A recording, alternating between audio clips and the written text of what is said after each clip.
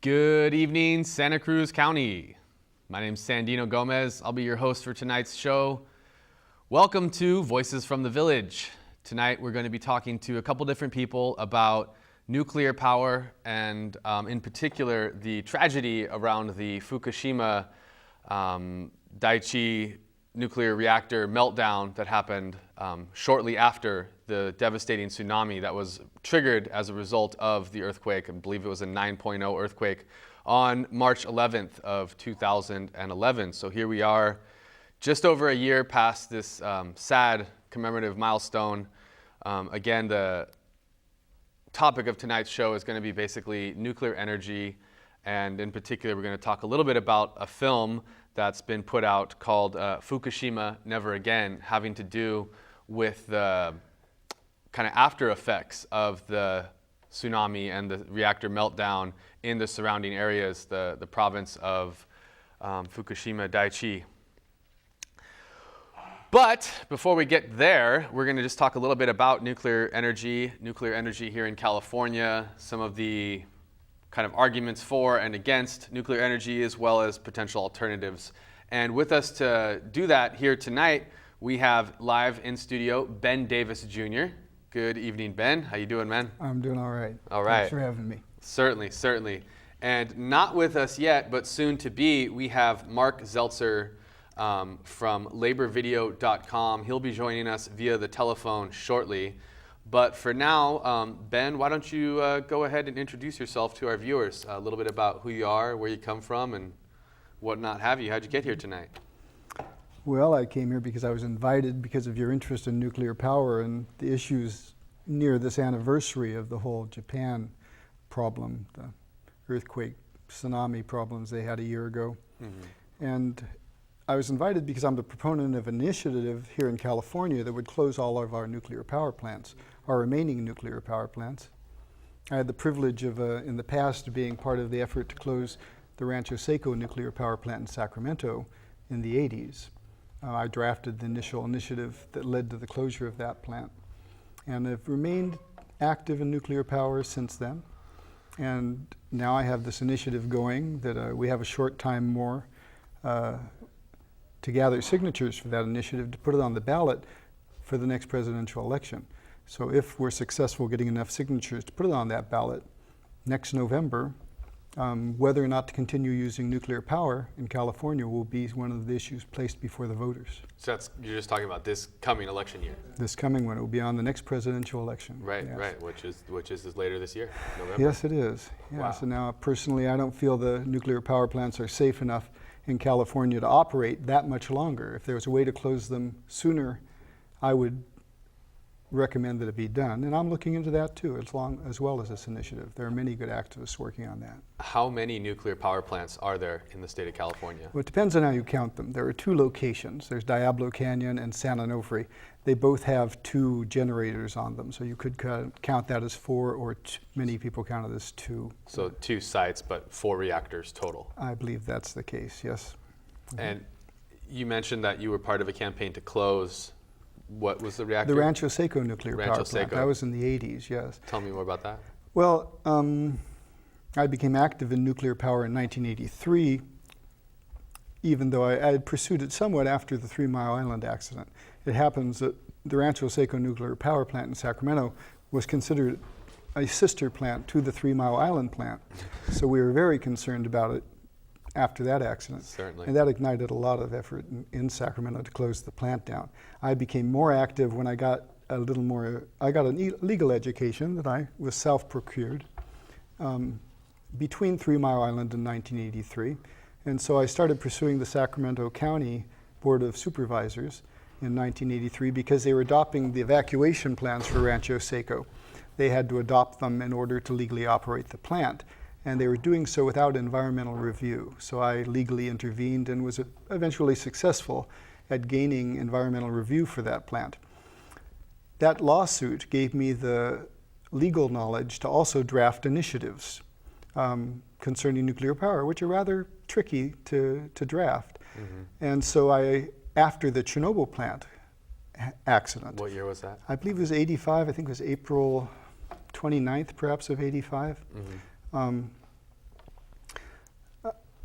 after that happened, which was in the progress of this lawsuit I had filed against Sacramento County, it dawned on me that I could draft an initiative to close Rancho Seco and that this would be an excellent time to do it because it's on the mind of the voters in Sacramento County at that time.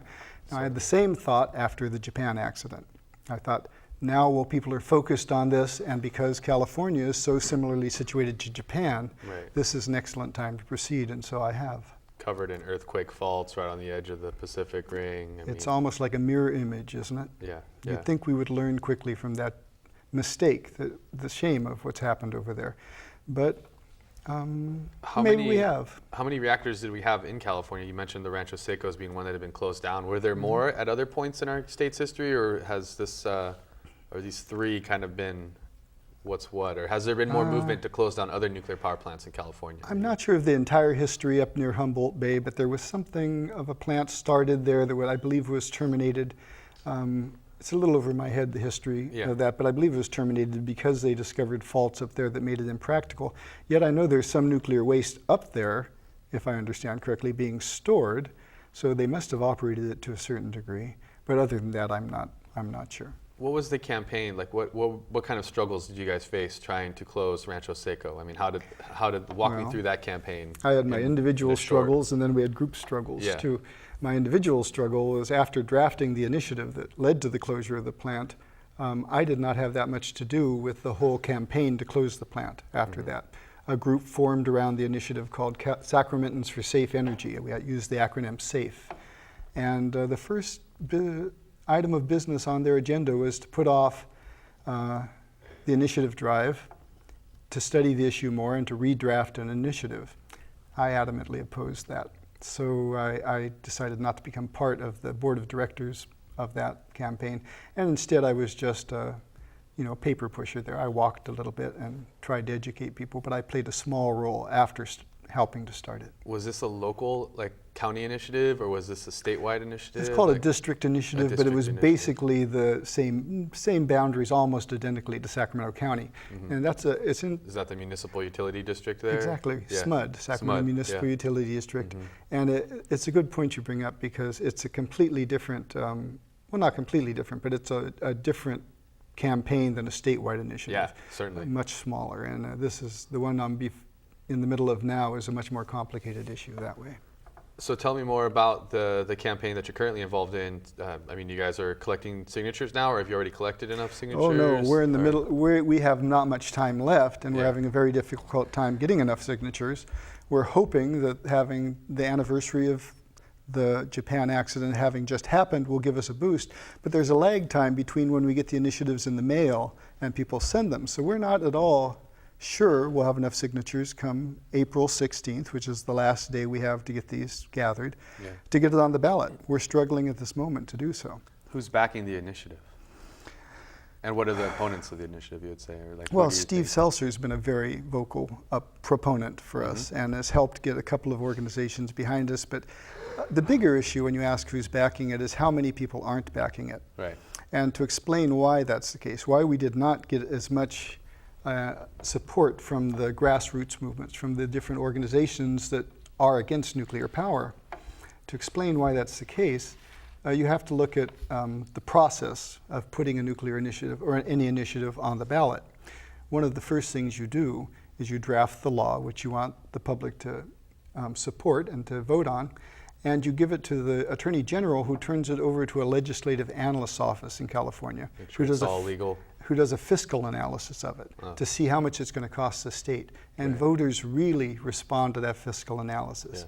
It happened that we got a fiscal analysis. As I've told people, this fiscal analysis was written for our initiative, was written as if it were written by the nuclear industry.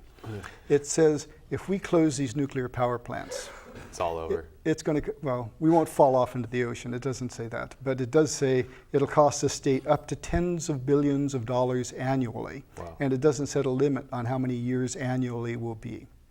Now, it also says, now this is an interesting quagmire, I think, in the way they've phrased it. If you just read their analysis, it leads the voter to believe that if you close the plants by initiative, it's going to cost billions of dollars annually. If that plant has a nuclear accident, what's that going to cost? It gives you the impression it won't cost that much. Now, why won't closing it by accident cost billions of dollars annually plus all the accident fees? Certainly. It's just silent on that. Yeah. So given how badly worded and how, and true, I should also add that it is completely untrue. And that's coming out right now. I hope to have a chance to speak with more on this in the show because it's a very exciting time. The plants went down by themselves and we're not having blackouts and it's not costing us any money. And so the state is looking into that, and it appears to me like we have a very strong case to show that the Legislative Analyst's Office was completely wrong. It will not cost California billions at all, and that right now is an excellent time to close these plants in California. So you're saying basically these plants have gone into like either maintenance or other kind of problems that have caused a shutdown? Yes. So here we are. The legislative analysis is saying that, if these plants are shut down, it's going to cost the state billions of dollars in lost revenue and all the electricity and all the little people that don't have power and everything. And the big people that don't have power. And say again? And the big people. The big people, all of them, all the people who wouldn't have power without their nuclear generating stations. Yet they're, it's not coming true. It's not coming true. These things are already offline, and it hasn't caused the crisis that has been predicted in the analysis. Yes, right now there are tube problems with tubes in the reactor, and the Nuclear Regulatory Commission is there helping them look into them. But it was completely unforeseen, and both of the reactors for the San Onofre plant are down. Now, what the legislative analyst said was this: if the San Onofre plant goes down, and this is separate from the Diablo Canyon plant, they recognize that we can close Diablo without having rolling blackouts or costing the state a great deal of money. But the San Onofre plant supposedly is critically located in the southern part of the state in such a way that if you close it, we can't keep the grid operating. Right. And much more we'd urban, have to, area, right? I mean, San Diego, yes, I believe? It fuels both San Diego and what they call the Los Angeles Basin. Right. And they say if the plant goes down, we would have to have rolling blackouts. And it's the rolling blackouts that supposedly would have cost these tens of billions of dollars. Well, the plants are down now, and we're not having rolling blackouts. Right. So they fell back on saying, well, it's actually only in the summer months when we need more energy that we'll have those blackouts, but we still say it's going to happen. All those air conditioning units running and yada, yada, yada. Exactly. In fact, that's a big part of what they call peak load. Right. And air conditioners are running middle of the day. In heat waves, right. Yes. But now they're backing off of that. What's the new claim? I went to a meeting of what they call CAL-ISO, the independent system operators who oversees the electric grid, last Tuesday. Mm-hmm. And they say, we don't intend to have any blackouts. We've got it covered, which is what we have been saying all the time. If you close those plants and you take appropriate actions because they've closed, we can maintain the electric grid and we can close those plants with a very small rate increase, if that. Something that might cost ratepayers a slight bit more in the short term, but in the long term will actually save us rates, just as it did with Rancho Seco. In fact, that was one of the miraculous things about closing Rancho Seco. They said the same thing. It's going to bankrupt the district. It's going to cost us billions of dollars. We put all this money into this plant. And instead the opposite happened. The opposite In what happened. way? What happened? Well, we went into more renewables. In fact, SMUD became a trendsetter, not only for the nation and Sacramento area and California, but for the world in using and promoting alternative forms of energy, cleaner energies. And it still is one of the leading cutting edge promoters of that in the world. And that all started because of a change of philosophy at the board level of the Sacramento Municipal Utility District. Their rates actually stabilized, which after going up and up and up in the 80s to fuel this plant, they actually stabilized in the 90s and are much lower than PG&E rates, for example, at the moment too. I've heard, the Sacramento Municipal Utility District actually does provide very quality service at, like as you said, cheaper rates essentially than a lot of other parts of the state. And that's actually a publicly owned utility, right? That's right, yes. Versus a privately held corporation, which the other big power boy here in the state is.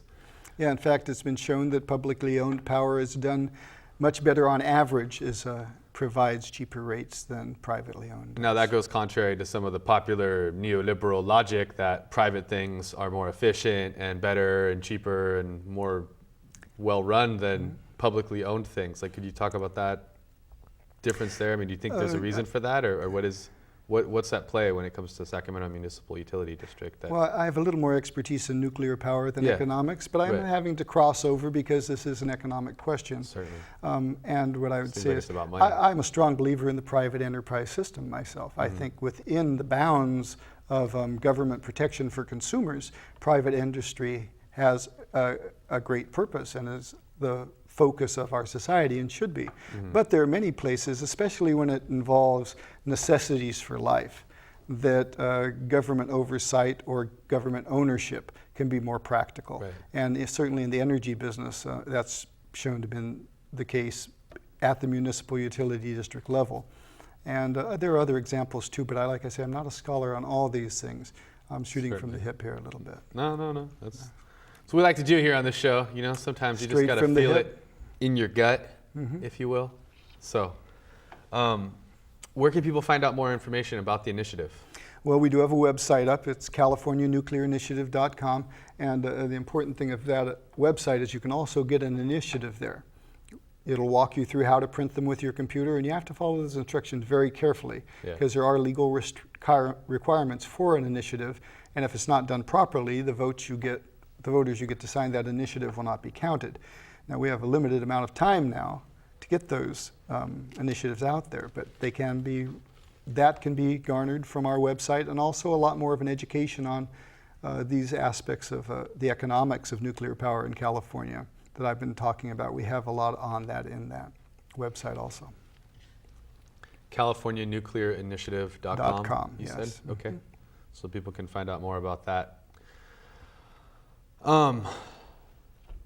You know, you said you would close down the nuclear power plants here in California. Like, why is that? I would do it sooner than next November if it's possible, and I will be trying to encourage, for example, the legislature to take action on this before November, even if we're able to get the initiative on the November ballot, because between now and then is a long time, and we could have an accident at those nuclear power plants that would devastate our state at any time through many methods, one of which is the earthquake tsunami combination that occurred in Japan, or just an earthquake, whether or not it occurs at sea and causes a tsunami or not. In fact, our plants are even more vulnerable to that than the plant you mentioned, the Fukushima plant in Japan. Yeah, there's like numerous fault lines running underneath the Diablo Canyon plant. There are, right? and what you brought to my mind in your introduction was you mentioned that it was a 9.0 earthquake that set off the Fukushima disaster. That is true. And the media has concentrated on that, but what they neglect to tell you is that 9.0 earthquake occurred over 100 miles from the plant and 20 miles deep, or 20 some kilometers deep. So it wasn't like having a 9.0 earthquake underneath the plant. Now that plant was designed to withstand a 7.9 earthquake. Right. And in fact, the earth shaking at that plant caused by the 9.0 earthquake 100 miles away wasn't what caused the big problem. It did, well, no, in fact it did. It caused radiation leaks prior to the tsunami hitting. Right. Okay. But the earthquake did cause, both affected it, but the earthquake itself caused horrible problems. And the lesson I feel that should be learned from that, and to my mind to this point, the media isn't grasping and many of the government regulators are not grasping, is that the earth shaking that occurred at Fukushima was likely to be less than what you'd expect had a 7.9 earthquake hit directly under that plant. Right. Now this raises the question is whether or not our science in deducing that these plants are designed for this much of an earthquake is correct. Right. Now in California, the Sandino plant is only designed to withstand a 7.0, and the Diablo Canyon plant is only designed to withstand a 7.5. Much smaller earthquake than that 9.0. But if one of those happens directly at the plant, it could have a bigger impact on those plants than the 9.0 that happened in Japan had on Fukushima. Certainly. And that can happen at any moment. The distance of the earthquake is, of course, going to impact the power and the magnitude. Yeah. Yes, it is. And I haven't seen anybody analyze that and show what a comparable earthquake underneath the plant would do to our California plants yet. I participated in the Energy Commission's hearings on California, its nuclear power plants, and the lessons we've learned from Fukushima a month ago, and all the hearings leading up to that in which they analyzed and had experts on earthquakes speaking before them.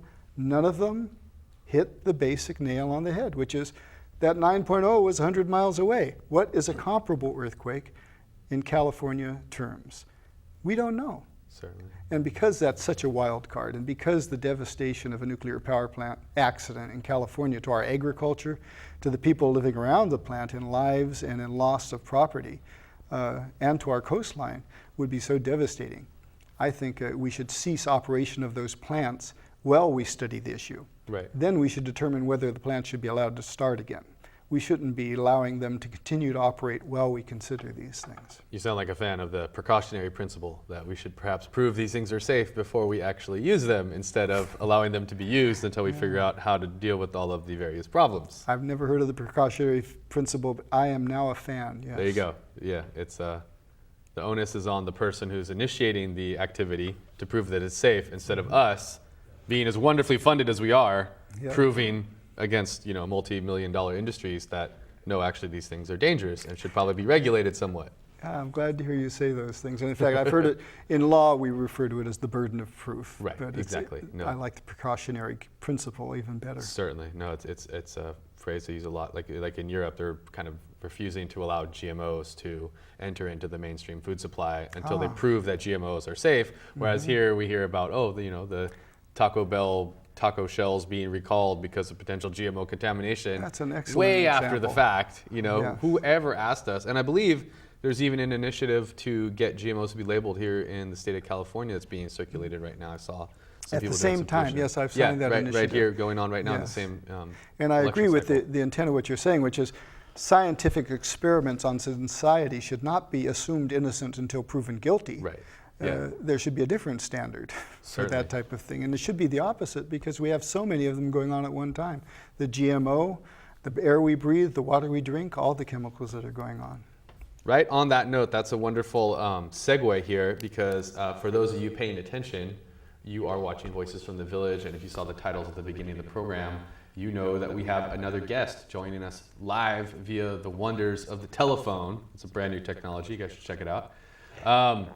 Yes, Steve Zeltzer from laborvideo.com. He is I don't know if producer or director would be the right word, but he's a documentary filmmaker, and he has produced a film recently called Fukushima, Never Again. It was shown here recently in Santa Cruz to an audience of maybe 60, 70 people or so at the new Resource Center for Nonviolence building on Ocean Street.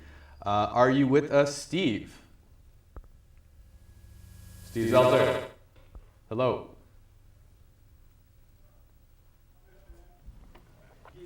Is this what they call it? Steve, call right back. And for those of you who would like to as well, you can see on the screen right now, you can call in live at 425-8844. Might want to wait a minute. We'll see if Steve calls back. Maybe I should have just jumped on it when I heard that echo in the studio. I shouldn't have taken a chance there.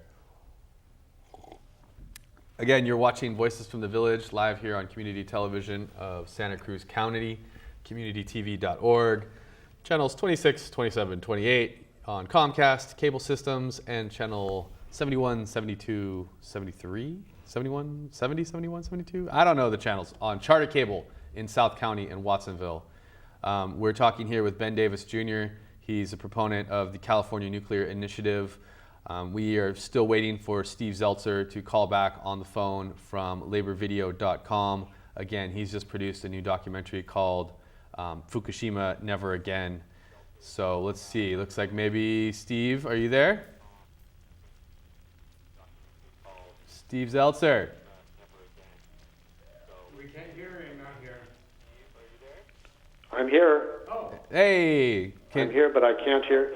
Yes, I'm here, but I can't hear you. Well, that's good. There we go. Good There we evening. go. I hear you now. Good evening, Steve. Yeah. Okay. So again, my name's Sandino, and you're here talking with Ben Davis as well. Welcome to Voices from the Village. Okay, you're very low, but I can barely hear you. But I've been watching you online, so... Uh-oh.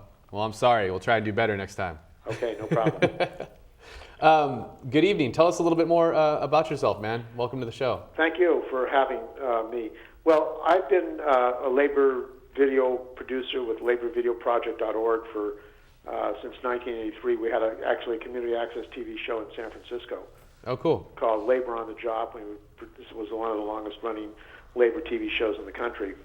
And so we've been doing documentaries about working people in labor, and also I've been traveling to Japan pretty much once a year, and I decided that this last time I was going to go back in November that I would do some interviews and do a story about what was happening in Japan.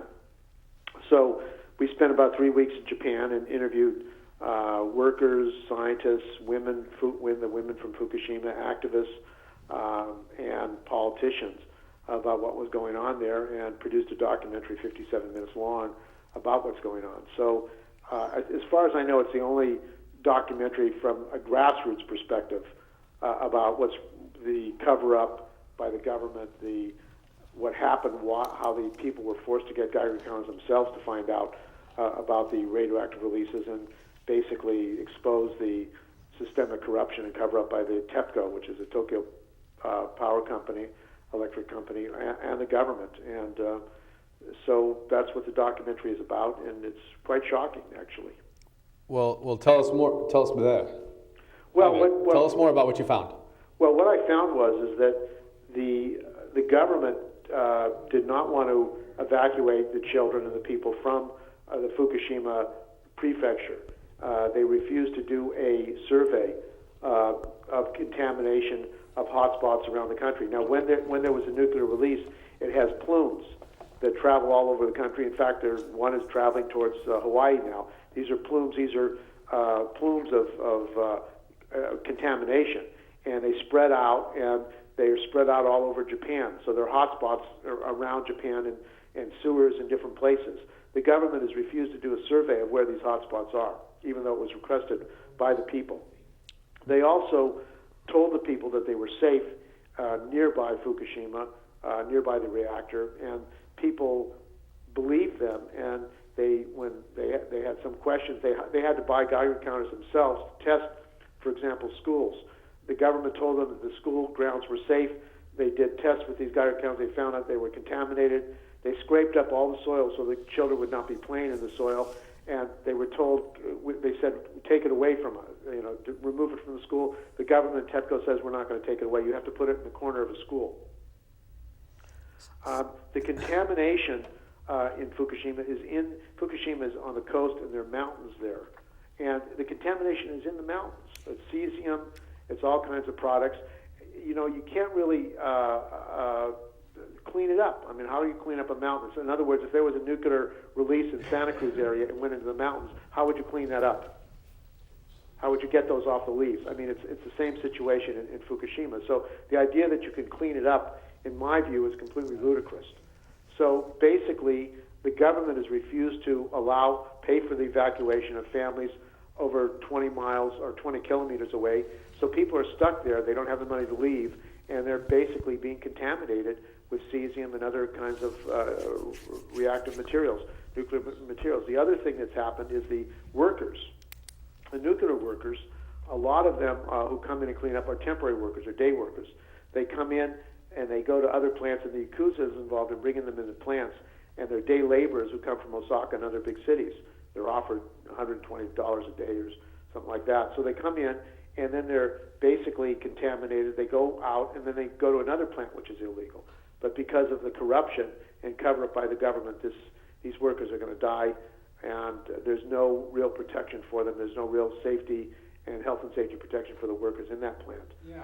So you have a situation in which the mothers and activists in Japan have been forced to organize themselves. There's mothers for Fukushima. There's a group, Children for Fukushima, who have been trying to fight to get justice, trying to fight to get their story out. And the media in Japan, like in the United States, does not want to talk about the real problems because they're controlled by the utility companies. They're controlled by PG&E in Southern California Edison, as are the nuclear operators here in California. And that is why we did this video, to kind of break the information blockade about what was going on there and is going on there right now. So, I mean, it seemed like within the mainstream media coverage, the little bit that I did watch, that, there's the government and the Tokyo Power Company are trying to present this narrative of that, things aren't that bad. That it's, there was an explosion and contamination, but we can solve it. We can clean it. There's no need for a larger, more extensive and expensive evacuation. I know you mentioned in the film Fukushima City, which is about 60 kilometers from the plant itself that had the meltdown, and that this, even though this is a city of hundreds of thousands of people, the government basically said it's safe to be there. What was the official, what was the official evacuation zone, and what are the people you're talking about? Like, how far away are they? Well, 60. The official evacuation is a distance of 20 kilometers or less. It's like 11 miles or something. Yeah, but right? the reality is that the contamination is spread out way further than that, the government has raised the figures, and as you'll see in the film, if you get it, FukushimaNeverAgain.org, that the government has raised the figures continuously, both for civilian population and for nuclear plant workers. So they've kind of changed the allowable levels of radioactive contamination as they go along. And one of the real concerns that people should understand is you can't see radiation, you can't feel it, you can't smell it, but it is changing your body and it affects you. So 10 years, 20 years, you can get cancer. There are all kinds of diseases you get. The government is only also providing coverage for workers if they prove they have cancer in the plant. Then they get compensation. But there are other kinds of diseases caused by radiation beyond just cancer that people get, and they're not taking care of them. They're not compensable. So basically, hundreds of thousands of people. There are 300,000 children in the Fukushima area. Hundreds of thousands, and there are 2 million people. Many people are being radiated. There are going to be many cancers, and the government is trying to deny it. The other important thing to understand is you have all this nuclear waste material. In fact, it's floating towards the United States, this refuse. And in Japan, a lot of that is they're talking about burning. And there was initially they were burning some of this material in Tokyo, in the Tokyo area, Yokohama, and there was radiation going on in Yokohama because of the burning of this material. So the people of Japan have reason not to trust the government of Japan and TEPCO, and as well in the United States, we have reason not to trust the U.S. government about the contamination, about the dangers of Diablo Canyon and San Onofre, which are San Onofre is a very dangerous plant. They say that it's okay, but it's a dangerous plant. People are getting radiated at that plant. There are cancer outbreaks, and this is happening in Japan as well. Any reaction there, Ben? Joining with us, of course, is also Ben Davis Jr. Hi, Ben. Hi, Steve. Yeah, Steve and I, of course, are acquainted. He's one of the more active anti-nuclear activists in California. And you haven't mentioned much about what a good organizer he is. He's not just a documentary filmmaker, but he's organized some of the events that I've been able to attend, and many more that I haven't been able to attend. I think getting people feet on the ground. Tell us a little bit about the campaigns that you're involved in here in the state or beyond. Well, the first thing, we had a conference. If you go to No Nukes Action Committee, it's a WordPress, you can get it. But we had a conference on Fukushima, nuclear power, and the media to talk about what was going on and the cover-up by the media. This is not a new thing for people in the United States. I mean, when nuclear bombs were being set off in the desert, when they were testing these nuclear bombs in the Nevada desert, there were the people called the downwinders who were actually contaminated by these tests, and they had to fight for years to get compensation. Sheep were dying. People are being contaminated. Miners are contaminated in Australia and here in the United States. People are getting radiated and contaminated, and they have to fight for health care. And as most people know who are listening to the show, we have private controlled health care, which means you have to prove that you've been injured on the job if you want to get compensation for a worker's injury. And if you don't have health care, you're in trouble with the cutback in public health care, public services, and that kind of thing. So we're in a situation in which people are getting contaminated, they're getting sick, and they're not getting real health care. And radiation is something that doesn't go away. The cesium, it's been distributed in Japan and Fukushima, has a lifespan of 20 years, 100 years. It's going to be there. It'll be 20% at 100 years, I believe that is. So it's going to be there for decades and decades, and it's not going to go away quickly. And the idea that you can clean up a nuclear contamination from the mountains, people in the Santa Cruz area who are listening to the show should think about that. And think about the fact that there are 2 nuclear plants in California over 40 years old that they want to continue to keep operating, and they want the ratepayer to subsidize those plants. PG&E and Southern California Edison want the ratepayer to pay for seismic studies for those plants to keep them going, because the Nuclear Regulatory Commission has said they have to do seismic studies.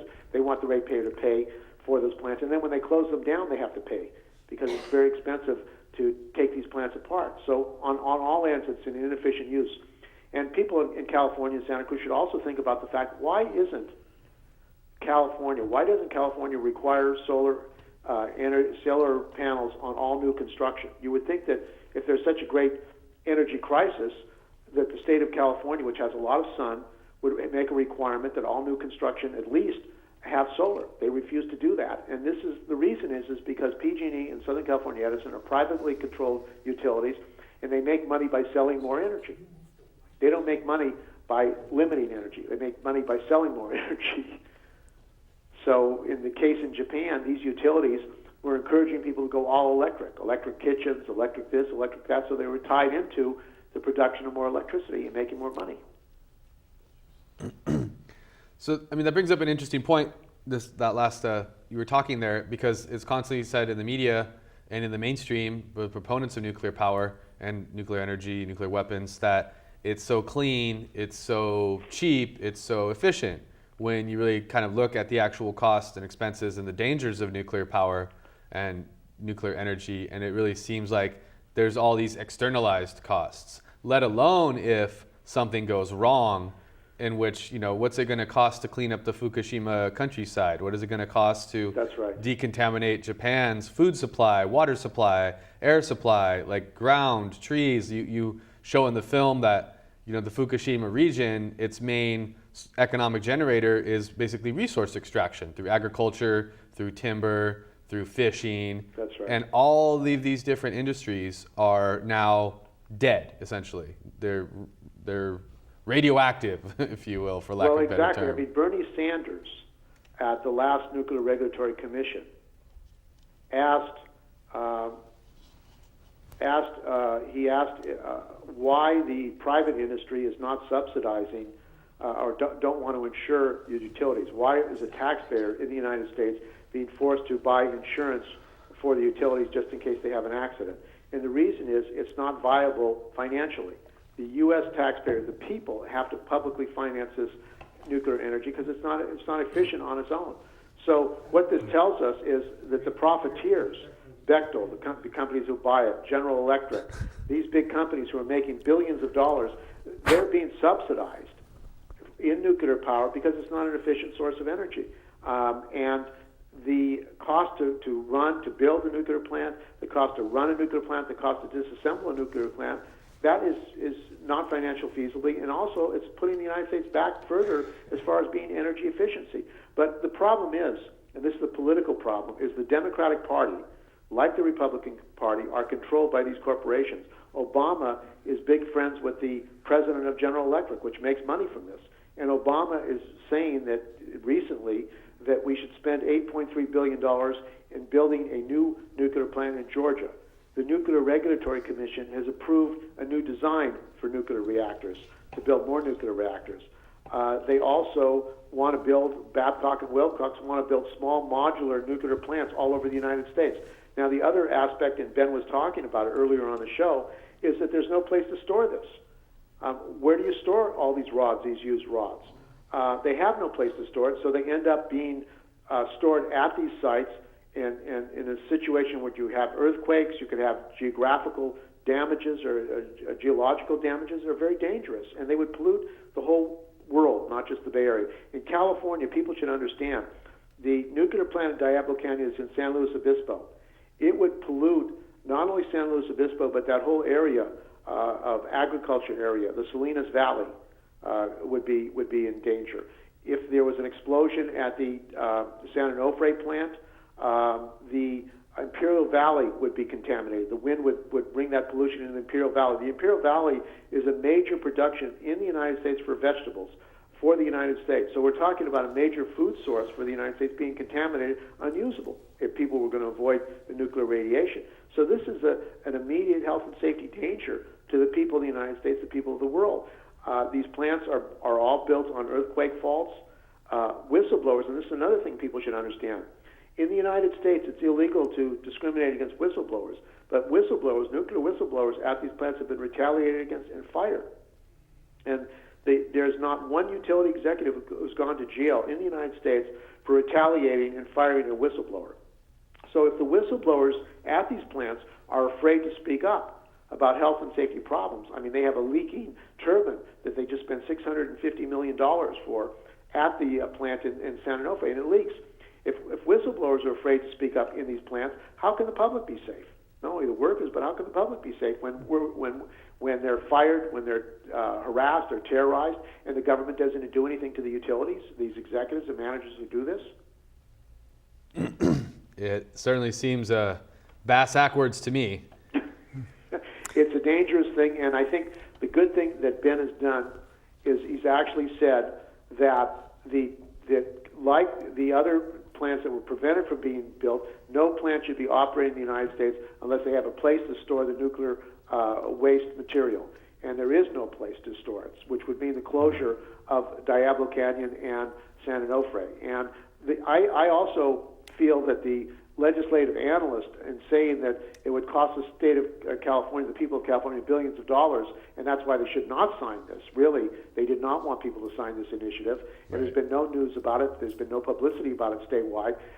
They were representing the industry, because the reality is, in California, we can't operate. California can operate without these plants. We need an emergency plan to operate without these plants. We need to get solar. We need to really develop alternative energies. We need to have a mass transportation system so all people don't have to drive to work. These are things that we have to do in our society if we're going to have a forward-looking society to protect the people of California, the people of the world. If I can follow up on that, I think Go right ahead. The point he makes is excellent, because it's exactly the point that will bring California into profiting from closing those nuclear power plants in the long run. It will lead to all these alternatives being promoted more, just like it did with the Sacramento Municipal Utility District. But if we continue to pour money into operating these plants, it has a stifling effect on these options. Right. Now is the time to make the change. Japan opened the door to it. Unfortunately, it had to take a disaster like that to shock us into the realization of how dangerous this whole thing is. But I wanted to get back to something, because Steve also brought this to mind, which is I started to answer your question and I set up an answer to it, but I didn't get back to it, which is how much support the initiative has gotten. Now, because of that legislative analyst report saying that it would cost this much, many, if not most, of the major players in closing nuclear power plants, the major players who are against nuclear power in the nation and in California, did not back it, did not back the initiative. They did not oppose it necessarily, although some even went as far as doing that. But we had very great trouble getting grassroots support, because that legislative analyst report said it would cost so much. People said, we can't get people to sign this initiative, which didn't end up to be the truth. People have been signing it, although it's been difficult getting the signatures, and we're still not sure. Worse is it made it harder for us to get the support of the major organizations that are on the record as being against nuclear power. And that's what the result of that legislative analyst report was. I'd hesitate to say it was premeditated, that they did it on purpose and gave us an unrealistic report because they wanted to stop us from getting signatures. But whether it was premeditated or not, that's the effect it had. And the analysis itself was wrong, and that's the great point about now. Now that those plants are down and may be down for the summer, the state authorities that understand energy are analyzing it, and they've stated just as recently as last Thursday that there's no reason to have blackouts in California this summer with those plants down, and there's no reason for it to cost us anything substantial. Wow. Sounds like good news, a little too late, unfortunately, with that looming deadline for signatures. No, it's never too late. Well, I think what we will have to do now is reorganize the ranks, and if we're able to get it on the ballot one way or another, then we have another campaign ahead of us, and we're going to need that grassroots support as much as ever. Now, some hardcore nuclear activists were for us anyway, and we've taken advantage of that. In fact, Steve was one of them. He was on board the legislative analysts' report aside. But many of the major players were not. And this is not going to go away. This struggle to close the California nuclear plants is not going to go away. This struggle to close the California nuclear plants is not going to go away. It's a long-term struggle. And the major problem, like the people in Japan, and we're going to be bringing a delegation of Japanese mothers of Fukushima and children here in July. If people want to get in touch with us, they can call 415-282-1908, 415-282-1908. But we're going to be bringing a delegation here to give a report of what is really happening in Japan and why people in California can't wait and can't afford to not close down the plants in Diablo Canyon and San Luis Obispo and San Onofre. NoNukesAction.wordpress.com. The major problem, and this is the case in California, and fortunately we have community access, or KPFA Pacifica, is that the major media get ads from PG&E, get ads from Southern California Edison. There's a very strong industry that makes money from nuclear power. And we're facing basically a wall of information to prevent people from knowing. The fact that PBS, for example, has done a couple of programs on the Fukushima. They never talk about really the cover-up by the government, the change of regulations, the fact that the United States military was pulled out of that Fukushima area because they realized they were being contaminated, the fact that ships were coming into the Oakland Harbor that were contaminated, and they kept them running because it would have been millions of dollars to shut down a ship. The water that's coming out of, and still continue to come out of that plant, there's high levels of toxic water, contaminated water that is coming out of that plant. And it's spreading around the world. It's going in the current. Seals in Alaska were contaminated by radioactive water. That water is being spread throughout the world. There's no real accurate accounting by them. And again, one of the problems with nuclear material is you don't see it, you don't feel it, you don't smell it, so you don't know whether or not you're being radiated. Food could be radiated. You can't tell that. So it's very hard for people to understand. And people in Japan have a problem, and that is, where do people in Japan go? Japan is a very small island, and they did admit, the government admitted, that they were making some plans to evacuate Tokyo if the explosions had been continued. And if the explosions had been continued, there were other nuclear plants along the coast that may have blown up as well. So you're talking about the whole destruction of a country. Not just the Fukushima area, the destruction of a country. Can you imagine what it would have meant to the world economy to have Tokyo evacuated? Mm-hmm. It probably would have caused a worldwide depression. So these are very dangerous things. And in New York, you have a nuclear plant 60 miles from New York, which is over 40 years old, and they're fighting to close that. You have the Vermont Yankee plant, which has been leaking plutonium in the water, and fish have become contaminated. In Georgia, you have plants which are leaking in the water, in the rivers, and contaminating people. And the government is allowing that to be covered up. There's no, as one of the persons that we interviewed, one of the activists, anti-nuclear activists, said in Japan, there's no perfect system where you're not going to have accidents in the nuclear industry. Can I ask Steve a follow-up question to some of that? Go for it, man.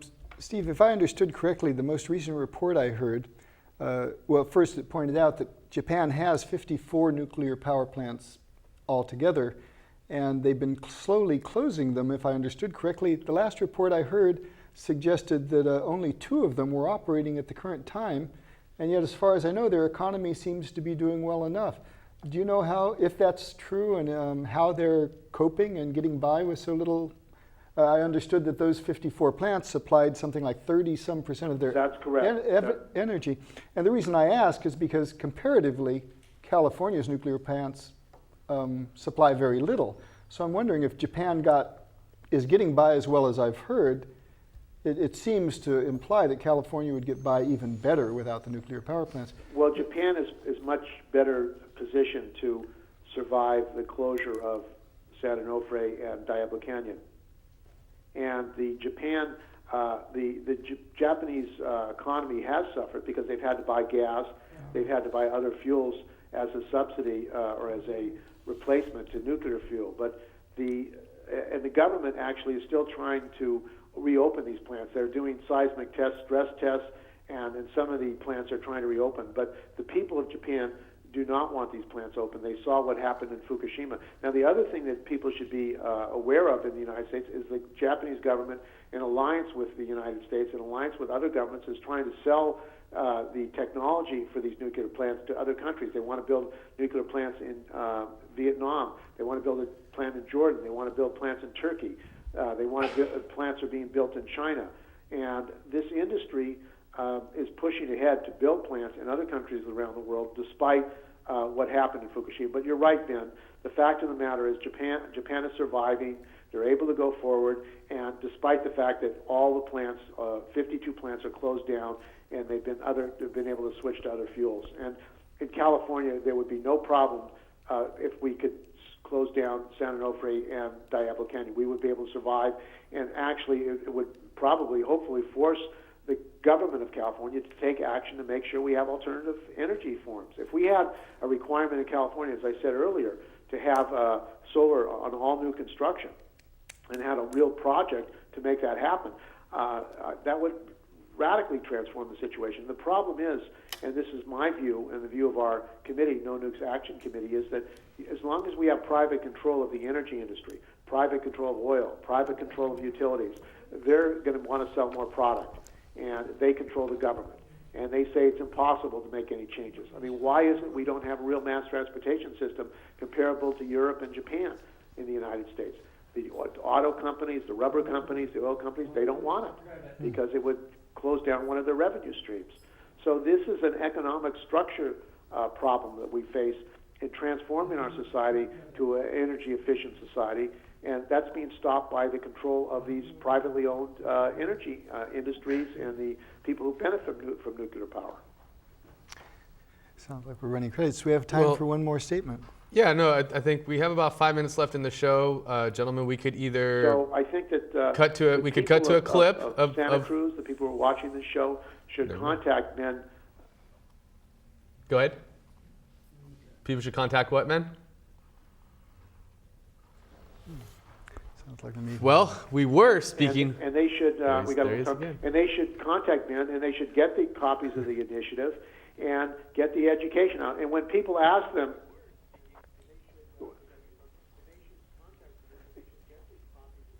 And when people ask why it says it will cost billions to close down these plants, then that's an opportunity to explain to people that the legislative analyst has put information out which is not really accurate. That the information they put out is based on false things, and we can say that San Onofre is now closed down, and it hasn't led to the things that they said would it lead to, would be led to if this happened. As Ben was stating just earlier about how the reactor's going down. Yeah, Steve set me up for one more thing. Now, he doesn't know this. In fact, nobody does. So this would be a public statement of it, and it's a good place exclusive, for it. breaking exclusive right here. At the moment, I'm looking into the potential of doing an initiative to turn the entire state into a municipal utility district, similar to a statewide version of what SMUD is, because I feel that energy is one thing that is better operated by a government system than it has been operating independently like this. What I'm hoping to do is get the initiative drafted and before the legislative analyst to see what the legislative analyst will do with that as far as telling us the fiscal analysis of it. Anyone would assume that it will save the state money and the ratepayers money given the track record of municipal utilities. But my experience with the legislative analysts is nothing can be assumed. We'll find out what they do with it when I get far enough to give that initiative to the Attorney General and find out how it gets turned over to them. Certainly some kind of sane, sensible economic or energy/economic policy sounds in order here. I mean, we had our state electrical system get deregulated many years ago, if we remember the brownouts and all that madness that kind of sort of led to the whole recall initiative that got rid of Governor Davis and everything. So, no, this is not a new issue. The state of California has been grappling with energy for, this whole society really grapples with energy pretty much constantly. So if only, as you say, the profit motive was removed, and this wasn't just about making more money for fewer people and larger companies, and we were actually dedicating our resources to providing green, equitable, non-contaminating, safe energy sources, we would certainly have a different economy than we do today and a different energy system than we do today. And I guess I just want to thank you guys both for your work that you've done around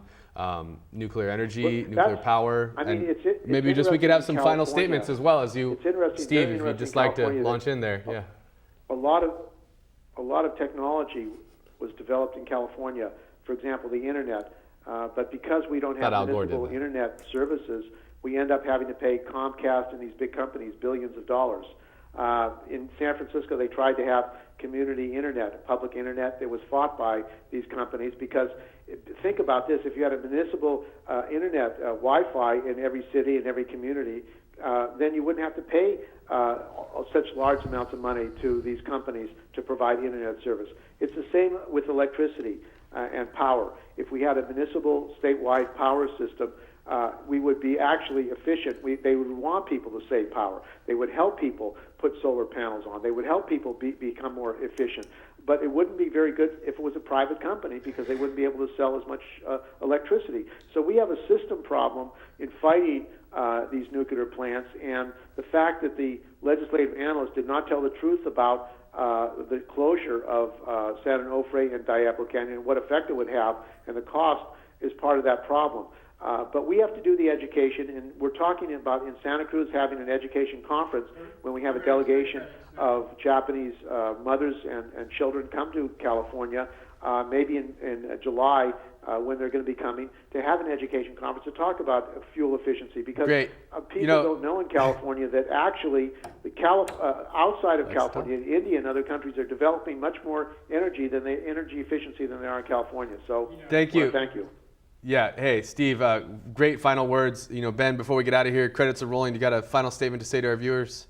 It sounds like I can count on Steve's support for that idea of a statewide electric district. It would be inappropriate to call it municipal. And it's California nuclearinitiative.com. The current initiative to close the nuclear power plants, californianuclearinitiative.com. You can download petitions there, print them out carefully, and send them to me. Great. Let's get that thing on the ballot.